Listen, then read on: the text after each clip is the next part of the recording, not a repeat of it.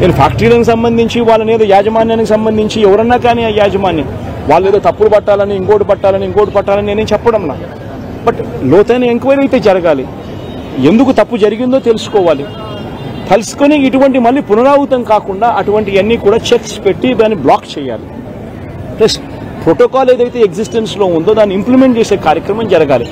అప్పుడు మిగిలిన ఫ్యాక్టరీలలో కూడా ఆటోమేటిక్లీ ఎప్పుడైతే చెక్స్ అనేటివి ఎప్పుడైతే రెగ్యులర్గా పీరియాడికల్గా జరగడం మొదలు పెడతాయో అప్పుడు న్యాచురల్గా సేఫ్టీ పారామీటర్స్ పెంచడం జరుగుతుంది. సేఫ్టీ పారామీటర్స్ ఎప్పుడైతే పెరుగుతాయో అప్పుడు ఇటువంటి ఘటనలు జరగకుండా పోతాయి.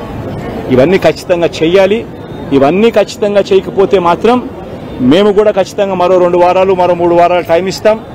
మరో 3 వారాల తర్వాత కూడా ప్రతి ఒక్కరికి కూడా హాస్పిటల్లో ఉన్న వీళ్ళందరికీ కూడా చనిపోయిన వాళ్ళందరికీ కూడా కాంపెన్సేషన్ విషయంలో చంద్రబాబు నాయుడు దగ్గర నుంచి స్పందన రాకపోతే మాత్రం ఖచ్చితంగా వైఎస్ఆర్ కాంగ్రెస్ పార్టీ బాధితుల తరఫున ధర్నాకైనా కూర్చుంటుంది. అవసరమైతే జగన్మోహన్ రెడ్డి స్వయంగా వచ్చి కూడా ధర్నాలో పార్టిసిపేట్ చేస్తారని కూడా ఈ సందర్భంగా ఖచ్చితంగా ఈ ప్రభుత్వాన్ని హెచ్చరిస్తూ తెలియజేస్తాం.